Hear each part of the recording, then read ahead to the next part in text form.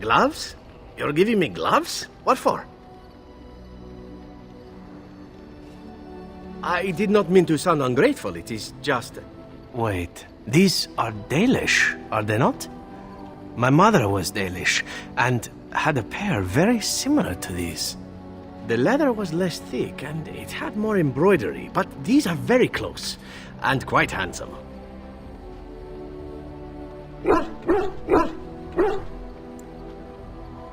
Do I seem surprised?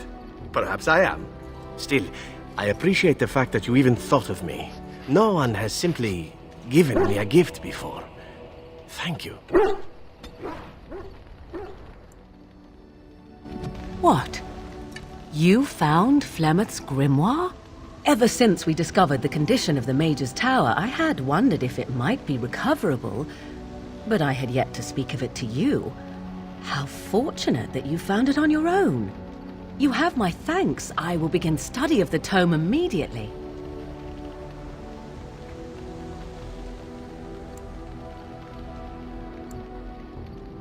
I suppose something is deserved for all your efforts, is it not?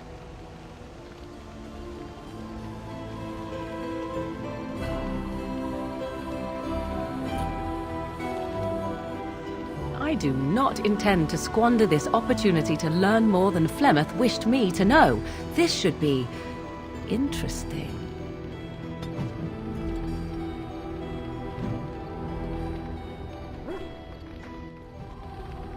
Something on your mind? Of course.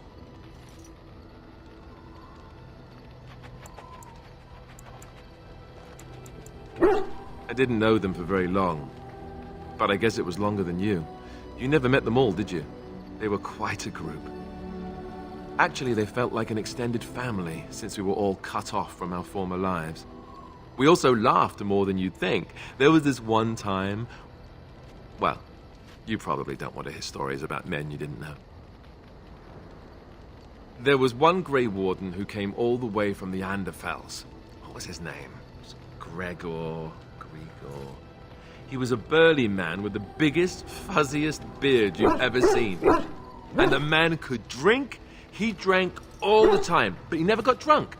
Finally, we all made a pool to see just how many pints it would take to put him under the table. Sometimes. We were kin of a sort. All of us had gone through the joining, so we knew... Well, anyhow, it doesn't have to be deadly serious all the time. Anyhow, we never did find out. He said he'd drink a pint for every half pint that the rest of us drank. He was still going by the time the rest of us were passed out. I'm told that Duncan walked in later on and saw us all passed out from one end of the hall to the other, and Gregor still drinking. Duncan laughed until he nearly... Until...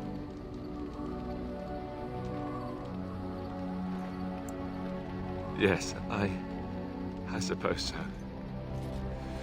I thought I was done with this, but it just struck me that I have nothing to remember Duncan by. Nothing at all. There's no body, not even a token of his that I could take with me. That must sound really stupid to you.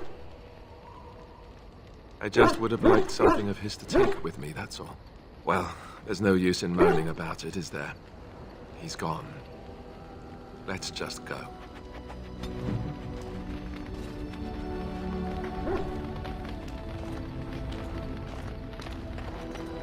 You called. Speak, then. Then I suggest we move on. I am hardly surprised. To put it lightly, no one has a place here. Our farmers wish to be merchants. The merchants dream of being nobles, and the nobles become warriors. No one is content to be who they are. What does that accomplish? The farmer who buys a shop is never a merchant. He is always a farmer turned merchant. He carries his old life with him as a turtle carries its shell.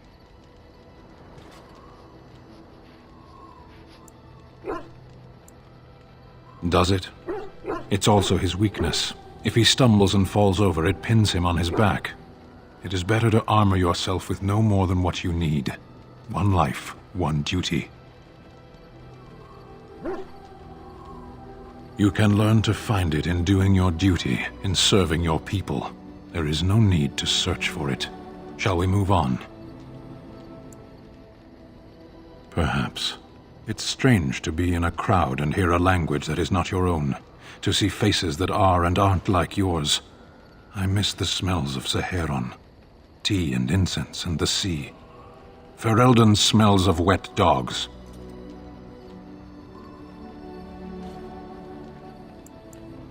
There is interesting food here.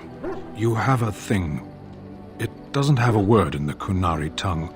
Little baked things like bread, but sweet and crumbly. Yes, we have no such things in our lands. This should be remedied. Shall we move on? As you wish.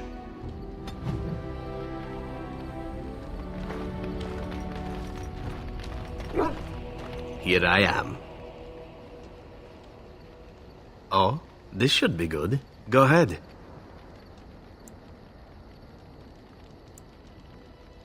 Oh, you wish to know about Antiva, do you? The only way to truly appreciate it would be to go there. It is a warm place, not cold and harsh like this Ferelden. In Antiva it rains often, but the flowers are always in bloom. Or so the saying goes. It is fine enough with its dogs and its mud. The people are spirited, even if they can't tell the difference between an assassin and a mere killer. I hail from the glorious Antiva city, home to the royal palace. It is a glittering gem amidst the sand, my Antiva city. Do you come from someplace comparable?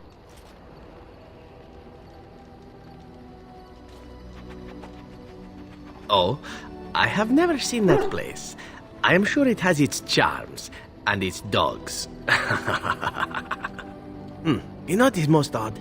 We speak of my homeland, and for all its wine and its dark-haired beauties and the lilo flutes of the minstrels, I miss the leather the most.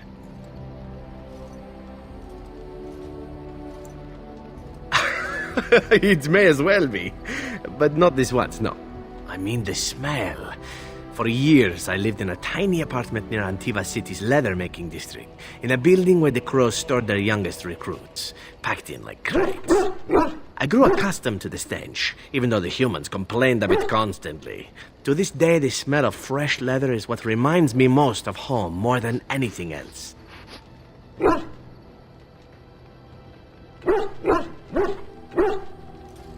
Oh, not so long, I know. It is my first time away from Antiva, however, and the thought of never returning makes me think of it constantly. Before I left, I was tempted to spend what little coin I possessed on leather boots I spotted in a store window. Finest Antivan leather, perfect craftsmanship. But I was a fool to leave them. I thought, Zevran, you can buy them when you return as a reward for a job well done. More the fool I, no?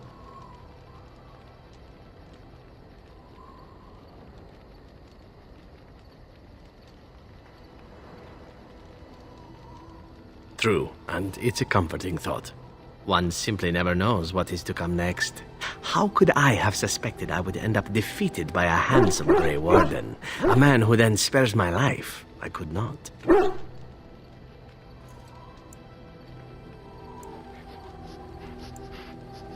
Perhaps that was a poor choice of words. True, though it is. Do you object?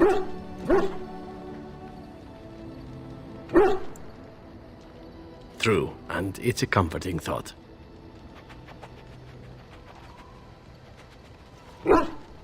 Now, if it is all the same to you, I would prefer not to speak more of Antiva. It makes me wistful and hungry for a proper meal.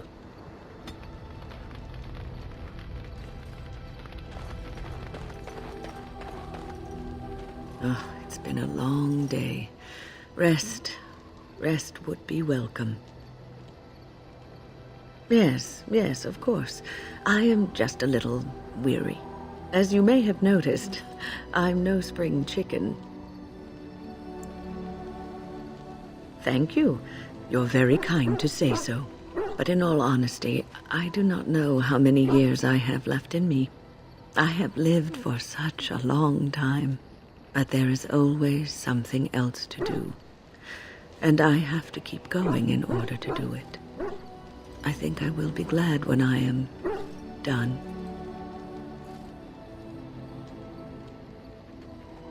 Oh, I don't know. I really don't.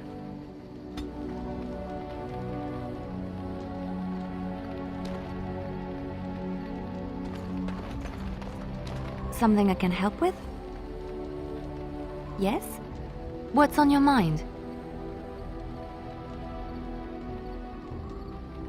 My mother was from Denerim, and I consider myself a Ferelden. Mother served an Orlesian noblewoman who lived here when Orlais ruled. When Orlais was defeated and the common folk began to resent the presence of any Orlesian, the lady returned to Orlais. She took my mother with her. I was born in Orlais and did not set foot in Ferelden till much later. Mother was always telling me stories of her homeland. I think she missed it. Mother died when I was very young. Lady Cecilie let me stay with her. I had no one else. She was quite old then, and she had me study music and dance to entertain her. It is unfair that I have more memories of Cecilie than my mother. She was an elderly lady, very refined and proper. She had impeccable manners and taste, more so than a lot of Orlesian ladies. Cecilie was also kind. My mother was unmarried and with child. It was scandalous, and Cecilie had every right to turn my mother out. She didn't. Strangely, the only thing I really remember of Mother was her scent. She kept dried flowers in her closet amongst her clothes. Small white Ferelden wildflowers with a sweet fragrance. Mother called them Andrastis Grace. They were very rare in Orlais. But enough about that. Let us move on. I've watched a lot of humans in my time. It should be aware that I've decided that it is not much like any of them. Surely it must come from some superior lineage, yes? Some breed of flesh creature that has decided to elevate its genetic stock above its natural shortcomings? Oh, then that must be it. I knew there had to be some reason, it being a human and all. I would appreciate if it didn't spread around that I said anything. Humans might start to get the wrong idea. They might start thinking their race is not completely hopeless. Indeed, can it imagine the horror? Oh. Now, let us crush something into a fine paste before it starts to think I've gone all soft. Perish the thought.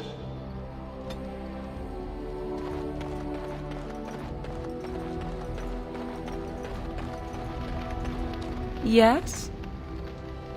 So, full of questions, are you? Well, that depends, does it not? What does she seem to be?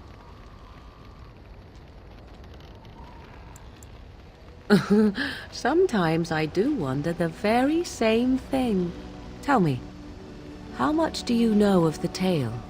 The one that the chastened still tell of my mother, to frighten them into obedience.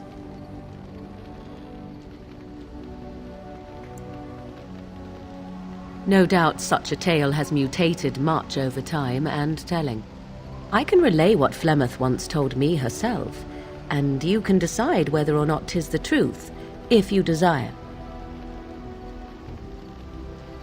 As the tale is sung by the bards, there was a time when Flemeth was young and beautiful, a fair lass in a land of barbarian men, the desire of any who saw her. Many centuries before this land was even named Ferelden. The tales say that Flemeth fell in love with Osen the Bard and fled the castle of her husband, the dread Lord Conobar, and that he swore vengeance for her infidelity. In truth, my mother claims that 'twas Osen who was her husband, and Conobar the jealous lord who looked on from afar. Lord Conobar approached young Osen and offered him wealth and power in exchange for his lovely wife. and Osen agreed. The life of a bard is a poor one, and love fades in the wake of hunger. 'Twas Flemeth who suggested the arrangement. All would have been well had Lord Conobar kept his end of the bargain. But he was a foul man who bargained with coin he did not possess. Osen was led off to a field and slain, left for dead. Flemeth spoke to the spirits and learned of the deed, and swore revenge. Spirits first, and 'twas they who slew Conobar. Flemeth did not turn to the demon until much later. Lord Conobar's allies chased Flemeth, you see, chased her to the wilds, and there she hid. There she found the demon, and he made her strong. The legends all speak of the great hero Cormac, he who defeated Flemeth and her great army when she invaded the lowlands centuries later. All lies.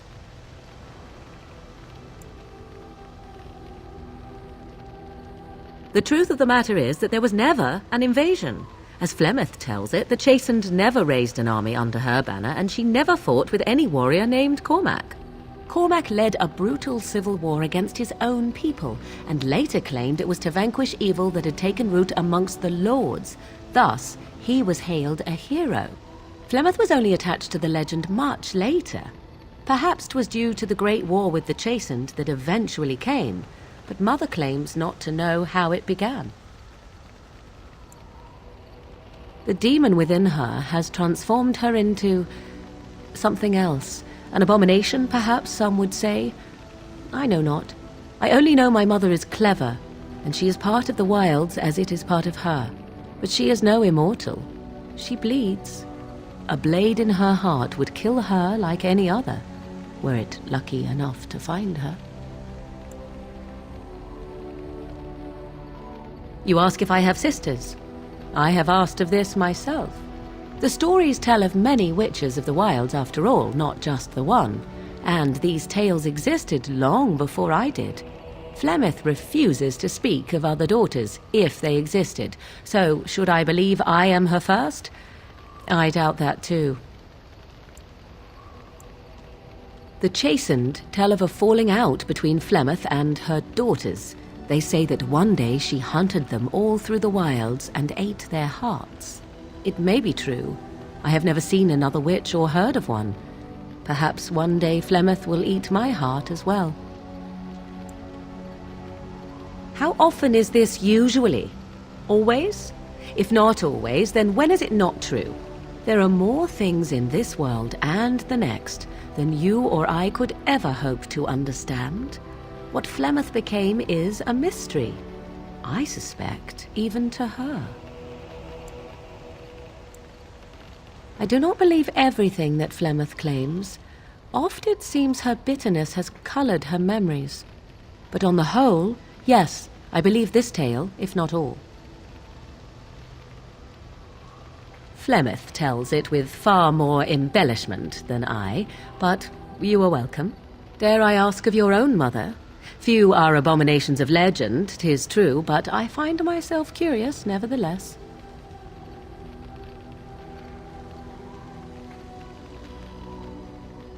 Ah, then you have my sympathies for what it is worth. Which is very little, I am certain. It matters not. Let us move on.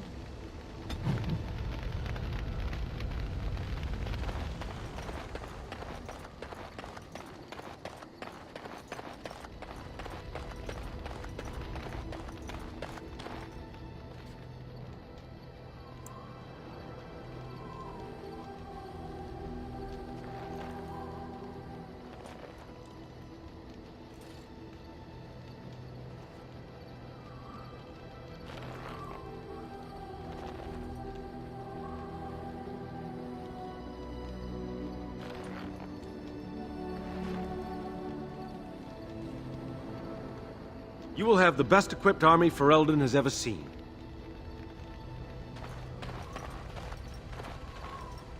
Have you encountered many abominations, apart from the ones in the Circle Tower? The first time I saw an abomination, my blood turned to ice. It was months before the nightmares stopped. It was the knowledge that I could easily become one of them that frightened me the most.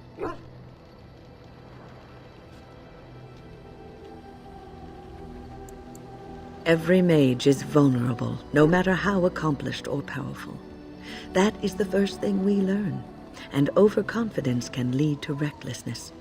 One slip. All it takes is one slip, and everything you are is simply gone, replaced by madness. And there is no turning back, or at least that's what they say.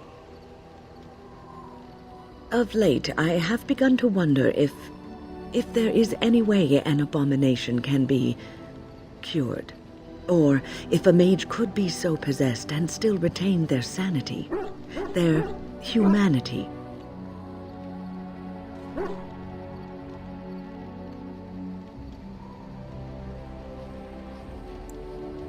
Because every mage lives with this threat. It is constantly on our minds. Do not trouble yourself, though.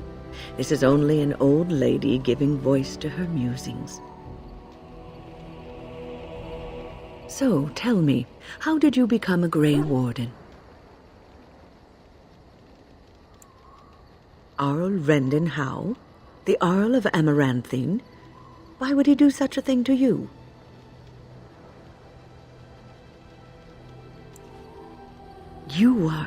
You are the last of the Couslands? I had no idea. My lord?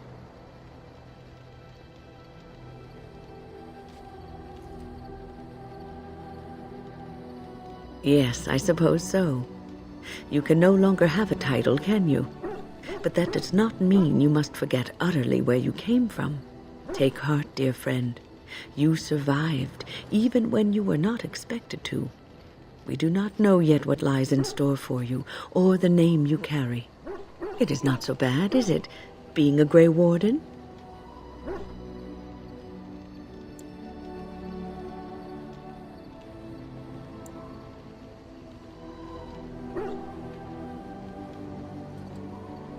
Sometimes it gives me comfort to think that everything will end up the way it's supposed to, that it will be all right. You were chosen. You survived the joining when others did not. Perhaps it was meant to be. I must ask, what does being a Grey Warden mean to you?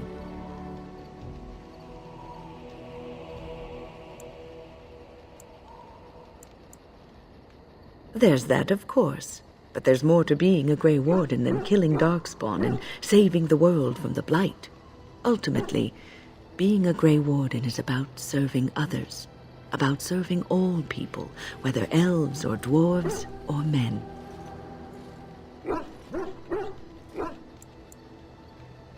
As a Grey Warden, you are a guardian of men, and you guard them because their continued existence is more important than you are. Thus it is you who serves, not they.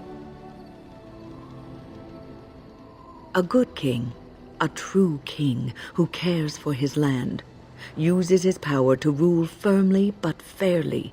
He serves his people first and foremost. The king who does not do this, who believes that he is entitled to his power, who abuses it and uses it for his own means, is a tyrant. And the country suffers for it. If you live apart from others, and your actions affect only you, then you may do as you wish. But if you have power, influence, and strength, your every action will be as a drop of water in a clear, still pond. The drop causes ripples, and ripples spread. Think of how far they will go, how wide they will become, how will they affect the pond. But I've lectured enough for today. I should stop before I wear out my welcome. What's on your mind?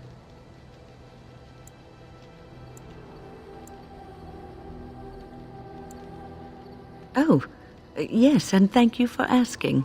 I'm feeling much better today.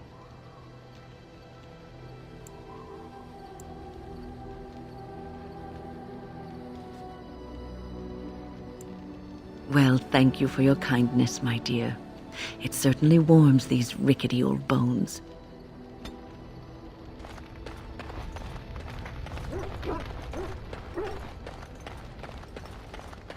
Your dog is filthy. I can smell him 50 yards off.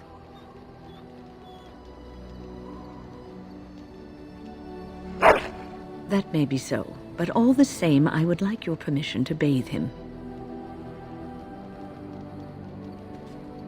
No, that's not what magic is used for. Just make him sleep over on the other side of the camp, with Alistair. With any luck, that will keep all the stench confined to one small area.